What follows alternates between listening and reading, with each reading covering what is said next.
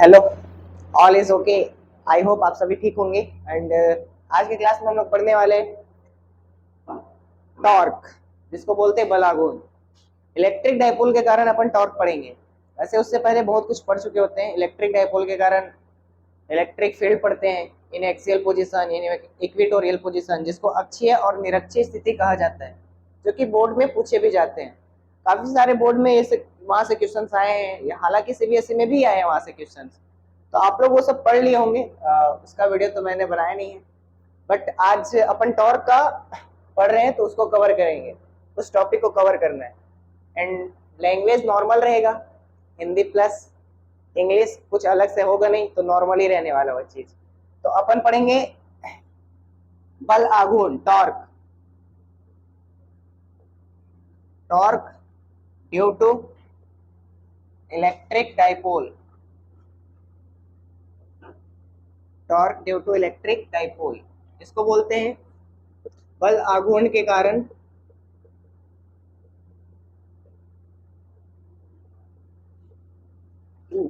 Sorry द्विध्रुवाघूर्ण के कारण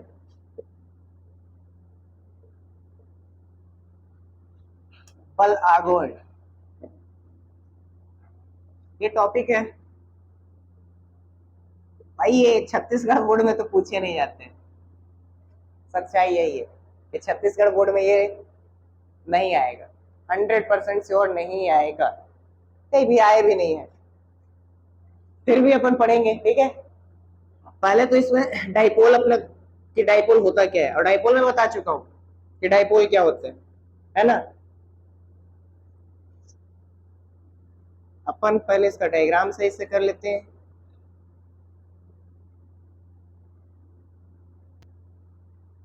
यह है यूनिफॉर्म इलेक्ट्रिक फील्ड, जिसको बोलते हैं एक समान विद्युत क्षेत्र। कैसा है? एक समान विद्युत क्षेत्र। एक समान ही कैसे, इसको कैसे पहचानेंगे कि एक समान विद्युत क्षेत्र है? एक अक्ष पे नहीं है, सभी एक दूसरे के समांतर है। कैसे है? समांतर। अगर रेखाएं, इसको बोलते हैं विद्युत रेखा। कौन सा रेखा? विद्युत रेखा यदि एक दूसरे के समांतर हो, पैरेलल हो, तो उसको बोलते हैं एक समान विद्युत क्षेत्र। कैसा हो? और यहाँ जितने भी तुम लोग पढ़ोगे, सभी मैक्सिमम जितने भी टॉपिक कवर होंगे, सभी एक समान विद्युत क्षेत्र में ही होंगे। ठीक है, तो एक समान विद्युत क्षेत्र है, इसमें रखेंगे अपन द्विध्रुवाघूर्ण। क्या रखेंगे? द्विध्रुव आघूर्ण। द्विध्रुवाघूर्ण होता क्या है? तुम लोग पढ़ चुके हो। द्विध्रुवाघूर्ण होता क्या है? सपोज कर ले कि भाई ये डाइपोल है, मतलब द्विध्रुव आघूर्ण है, डाइपोल मोमेंट। ये ए पॉइंट और ये बी पॉइंट, इस पर है नेगेटिव चार्ज और इस पर पॉजिटिव चार्ज। ये डिफाइन कैसे होता है कि सेम मैग्नीट्यूड के अपोजिट चार्ज अगर एक दूसरे से स्मॉल डिस्टेंस पर रखे हुए हो, तो उस पूरे निकाय को, सिस्टम को अपन क्या बोलते हैं? डाइपोल बोलते हैं। ठीक है, इलेक्ट्रिक डाइपोल यानी कि द्विध्रुवाघूर्ण, द्विध्रुव बोलते हैं। और उसका फॉर्मूला अपन निकाल के लाते हैं 2ql। ये होता है आपका द्विध्रुव आघूर्ण। अब इसका सेंटर सपोज कर लेते हैं कि ये O है, मिड पॉइंट, यहां से यहां सेंटर। टोटल डिस्टेंस कितना होता है इसका? 2l। टोटल डिस्टेंस कितना होगा यहां से यहां तक? 2l। डिस्टेंस कवर कर लो, डायग्राम अच्छे से करेंगे, है ना। ये 2l हो गया। सपोज कर लो कि ये विद्युत क्षेत्र के साथ कुछ ना कुछ एंगल पर है। विद्युत क्षेत्र के साथ क्या पर है? तो वो एंगल क्या मान लिया अपन? थीटा। अगर यहाँ थीटा, तो हर जगह क्या होगा? क्योंकि हर जगह तो सेम एंगल पर ही है ना। एक जगह ऐसे हो गया तो हर जगह उतना पर ही होगा। यहाँ थीटा, यहाँ भी थीटा, यहाँ भी, कहीं भी लो क्या होगा? थीटा ही होगा। अच्छा, इसका दो कंपोनेंट बनेगा कि नहीं बनेगा? अब इस पर दो बल भी लग रहा होगा, विद्युत बल। कौन सा बल? आवेश पर। अगर विद्युत क्षेत्र हो और आवेश हो, तो उस पर एक बल जरूर लगता है। कौन सा बल? विद्युत बल, जिसको बोलते हैं इलेक्ट्रिक फोर्स। पॉजिटिव के कारण इसके डायरेक्शन में इससे दूर लगेगा। ठीक है, ये इलेक्ट्रिक फील्ड का डायरेक्शन है। तो पॉजिटिव के कारण इलेक्ट्रिक फील्ड का डायरेक्शन सेम ही होता है, तो फोर्स किस साइड लगेगा, इसका फॉर्मूला हो जाता है QE। क्या होता है, और ये नेगेटिव है तो नेगेटिव के कारण अपोजिट होता है, नेगेटिव के कारण क्या होता है, ये प्लस तो इसी डायरेक्शन में, ये माइनस तो उल्टा डायरेक्शन में।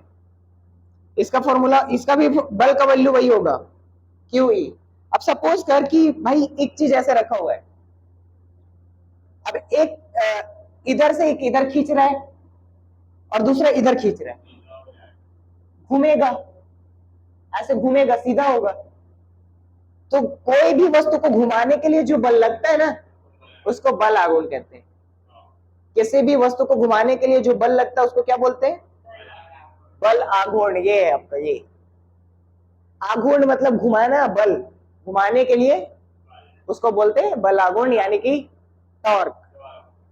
ठीक है, ये फोर्स अलग है और ये फोर्स अलग है, टॉर्क। तो इसका दो कंपोनेंट भी बन जाएगा, थीटा है तो दो घटक बनेंगे, एक एक्स में और एक, तो थीटा के बगल वाला क्या होता है, cos थीटा। तो डिस्टेंस ये कितना है, ये वाला कितना है 2l, तो ये जो रहता है उसी के साथ ये कंपोनेंट बनता है, तो ये 2l है, तो ये हो जाएगा 2l, और इसके परपेंडिकुलर में क्या होगा, ऐसे ये वाला हो जाएगा 2l sin थीटा। क्लियर है, इतना डायग्राम इतना ही करना होता है अपने को।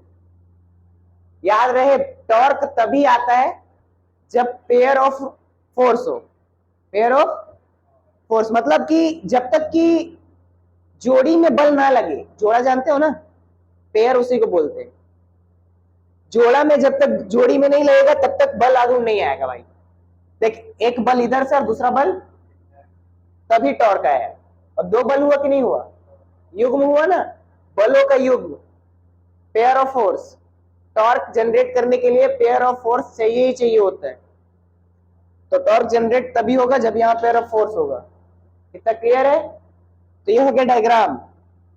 डायग्राम में क्या था, इलेक्ट्रिक फील्ड कैसा है, यूनिफॉर्म है, कैसा है, यूनिफॉर्म, एक समान को यूनिफॉर्म बोलते हैं, uniform electric field.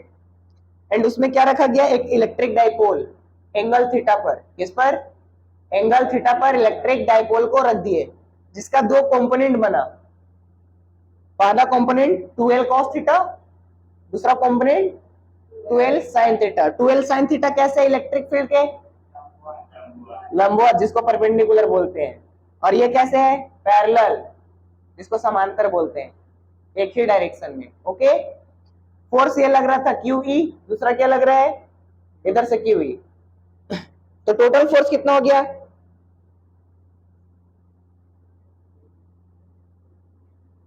F is equal to कितना, चलो डायरेक्टली टॉर्क पे ही बात करते हैं। तो टॉर्क, बल आघूर्ण जिसको बोलते हैं, टॉर्क ही लिखूंगा। टॉर्क का फॉर्मूला क्या होता है, टॉर्क का फॉर्मूला होता है फोर्स इनटू, हाँ, perpendicular distance,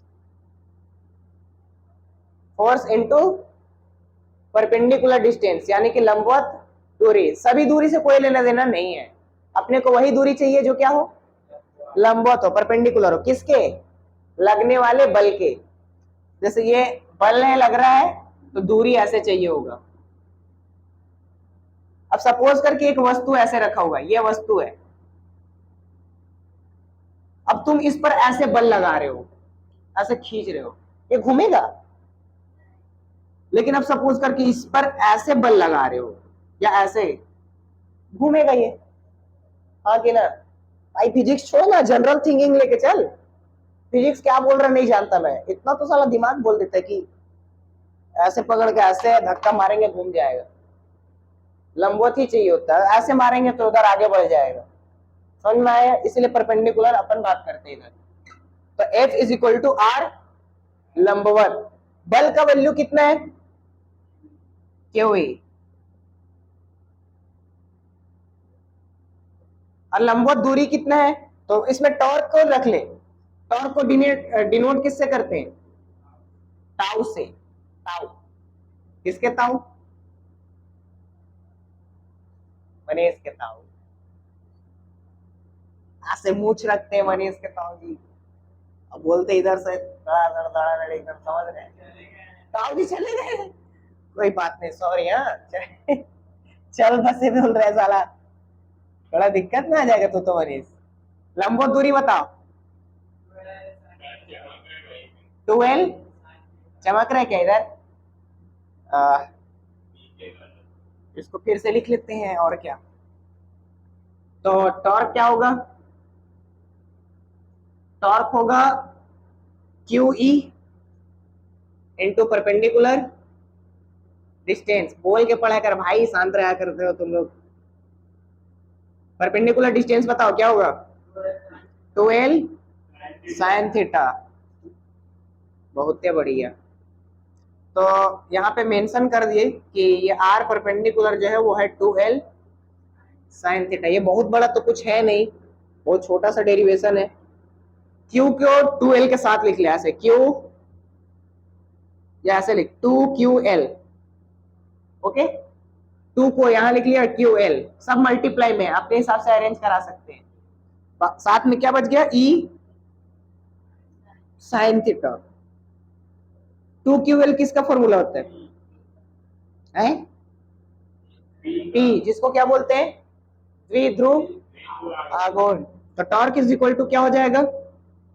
P E sine theta. ये है फॉर्मूला किसका? टॉर्क का, बल आघूर्ण का।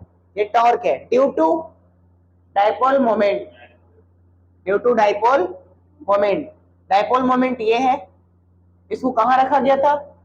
इलेक्ट्रिक फील्ड में, जो यूनिफॉर्म है। तो dipole moment in electric field, formula याद रखने का तरीका भी है और कॉन्सेप्ट पूरा से रिलेट कर सकते हो। टॉर्क निकालना था, किसके कारण? डाइपोल मोमेंट कहां रखा गया? ई इलेक्ट्रिक फील्ड, जिसको यूनिफॉर्म में। एंगल क्या बना था? तो थीटा, लेकिन वो साइन के साथ। साइन के साथ इसलिए क्योंकि परपेंडिकुलर कॉन्सेप्ट है। परपेंडिकुलर कभी भी बात हो तो हमेशा साइन आता है। अब इसको लिखोगे वेक्टर फॉर्म में। किस फॉर्म में? टॉर्क जो है वो वेक्टर होता है, उसका डायरेक्शन होता है पर्टिकुलर। घूमने का डायरेक्शन दो टाइप से लेते हैं, आउटवर्ड और इनवर्ड। अरे यार देखते नहीं हो घर पे कोई भी चीज, पेंचिस वगैरह सब खोलते हो, बंद करते हो, तो उसको क्या करते हो तुम लोग? घुमाते हो। तो दो तरीके से घुमाते हो, या तो क्लॉकवाइज, एंटी क्लॉकवाइज। क्लॉकवाइज घुमाओगे तो अंदर जाता है, घुमा के देख क्लॉकवाइज, ये देख ऐसे रोटेट करते हो ना। अंगूठा कहाँ गया? इधर गया कि नहीं गया? ऐसे घुमाओगे तो अंगूठा अंदर जाएगा, ठीक है। अब इसको एंटी क्लॉकवाइज घुमाया, ऐसे बाहर जाएगा। इसीलिए घुमाते भी वैसे हो पेंचिस को, क्लॉकवाइज। और साला ये उल्टा घूमता है, ये उल्टा अपोजिट बनाया गया है। इसको अपोजिट घुमाऊंगा तब ओपन होगा। मार्कर को बनाने वाला साइंस वाला था, बोला हम कुछ उल्टा बनाएंगे। तो वेक्टर फॉर्म में क्या होगा? बोलो भाई, सबको साफ सुन गया एकदम। कभी भी साइन थीटा हो तो परपेंडिकुलर कॉन्सेप्ट। कौन सा कॉन्सेप्ट? परपेंडिकुलर। और परपेंडिकुलर के लिए हमेशा क्रॉस लगाते हैं। क्या लगाते हैं? क्रॉस। सदिश दो ही टाइप से पढ़ते हैं, क्रॉस और दूसरा डॉट। क्रॉस और, तो अगर साइन आया तो क्रॉस और कॉस आया तो डॉट। इतना सोचने वाली क्या बात है। तो P क्रॉस E, ये है vector form. Note down please. हाँ, तो देखते हैं टॉर्क अभी पढ़े थे अपन। टॉर्क इज इक्वल टू क्या था? P into E. ये वेक्टर फॉर्म है। नॉर्मल तो होता है torque is equal to P sine theta. इसके लिए अपन 3 केस पढ़ते हैं, case 1, case 2, case 3। Different different angle पर इसमें क्या चीजें होती हैं, क्या नहीं होता है, उसके बारे में बस जानते हैं। और ये कई बार चीजों को न्यूमेरिकल में यूज करता है अच्छे से। कई बार बोल देगा कि डाइपोल मोमेंट स्टेबल पोजीशन में है, तो आपको समझना पड़ता है कि वहां पर क्या हो रहा होगा। कई बार बोल देता है डाइपोल मोमेंट अनस्टेबल पोजीशन में है, तो उसको भी समझना पड़ता है कि वहां पर क्या चल रहा होगा क्या नहीं।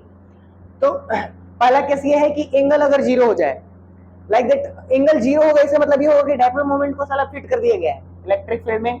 उठाए ऐसे रख दिए, नॉर्मली ऐसे रख दिए, तो फोर्स लीनियर इधर, इस पर इधर, ये घूमेगा ही नहीं, यहाँ पे टॉर्क ही नहीं होगा। फॉर्मूला आप भूल जाओ कि फिजिक्स में क्या है। आप जनरल सोचो कि एक ऐसे ही रख दिया गया, और इधर से फोर्स लग रहा है और इधर से फोर्स लग रहा है, तो ये रोटेट कहाँ करेगा? घूमेगा ही नहीं। अब रोटेट नहीं करेगा इसका मतलब ये है कि टॉर्क जीरो होने वाला है। तो टॉर्क यहाँ पर जीरो आएगा भी, क्योंकि थीटा जीरो और साइन जीरो का value zero, then torque is zero. इस केस में क्या होगा कि डाइपोल मोमेंट एकदम इजीली अपनी स्टेबल पोजीशन में होगा, आसानी से वैसे रहेगा जैसे रखा हुआ है। तो इस केस को बोलते हैं अपन, इस स्थिति में, इस केस में डाइपोल मोमेंट क्या होगा? स्टेबल होगा। तो डाइपोल मोमेंट स्टेबल होता है, ये लिखा हुआ है आपका। केस सेकेंड ये है कि एंगल आप 90 डिग्री ले लो, लाइक दैट इलेक्ट्रिक फील्ड यूं जा रहा है, डाइपोल मोमेंट 90, एक इधर से दूसरा इधर से, समझ रहे हो? एक का झकुरा पकड़ के इधर खींच दो, पैर पकड़ के इधर, आदमी मुंह के बल गिरेगा, है ना? सर इधर, पैर इधर, मुंह के बल, नाक मुंह चपटा सब बराबर, ठीक है? डाइपोल मोमेंट ये भी गिरने वाला है इधर के बल, और गिरेगा मतलब टॉर्क आएगा, घूमेगा बेचारा, ठीक है? और घूमता किसके थ्रू है? अपने एक्सिस मिड पॉइंट के थ्रू। ओ, इसका एक्सिस मिड पॉइंट बनता है, लाइक दैट, जिसको बोल सकते हैं अपन सेंटर ऑफ मास। कोई भी ऑब्जेक्ट अपने सेंटर ऑफ मास के अबाउट ही रोटेट करता है, फ्री ऑफ ऑब्जेक्ट, ठीक है? ये भी फ्री है, तो सेंटर ऑफ मास के अबाउट घूमेगा। If theta is equal to 90, तो sin 90 इज मैक्सिमम। इधर से भी दिख रहा था कि सबसे ज्यादा होने वाला है, फॉर्मूला भी बोल रहे हैं कि सबसे ज्यादा होने वाला है, देन टॉर्क इज मैक्सिमम, यानी इस केस में सबसे आसानी से घूमेगा। इसीलिए तो बोला कि तुम्हारा मुंह चपटा हो जाएगा इस केस में गिरोगे तो, है ना? तो लास्ट ये केस है कि थीटा इज इक्वल टू 180, यानी कि थीटा 180 हो जाए तो क्या होने वाला है? थीटा 180 होगा तो सोचो कि वो पूरा घूम गया होगा ना, पहले जीरो में था अब 180 में आ गया, मतलब चीजें चेंज हो गई होंगी।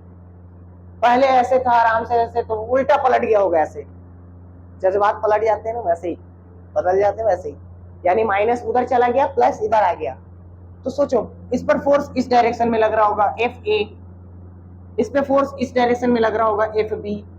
अब किसी भी ऑब्जेक्ट को पकड़ के ऐसे करोगे तो दबेगा, जिसको बोलते हैं संकुचन, संपीड़न, अपने आप में प्रेस होते रहता है, दबते रहता है वो चीज, संकुचन होते रहता है। यहाँ पे संकुचन होगा तो यहाँ पे अनस्टेबल हो जाता है, ये कंफर्टेबल फील नहीं करता है। आई तुम किसी भी ऑब्जेक्ट को ले लो या किसी इंसान को पकड़ लो और दोनों तरफ से लात मार के दबाते रह रहे, मार लात थोड़ी देर बाद वो भी मारेगा 2 लात और भाग जाएगा, क्योंकि ये अनस्टेबल हो जाएगा। और कोई भी अनस्टेबल होता है तो कुछ ना कुछ करता है, तो ये अनस्टेबल हो जाएगा। तो जिसके कारण यहाँ लिखा भी हूँ कि इस केस में डाइपोल मोमेंट अनस्टेबल होता है। डाइपोल मोमेंट अनस्टेबल होता है, लेकिन टॉर्क कितना होगा? टॉर्क होता है 0, क्योंकि थीटा कितना है? 180। और आपको देख सकते हो कि ये ऐसे है तो घूम नहीं सकता है, घूमेगा क्या? ये इधर खींच रही है इधर, तो दबेगा लेकिन ये घूमेगा नहीं। तो इस केस में डाइपोल मोमेंट अनस्टेबल होता है।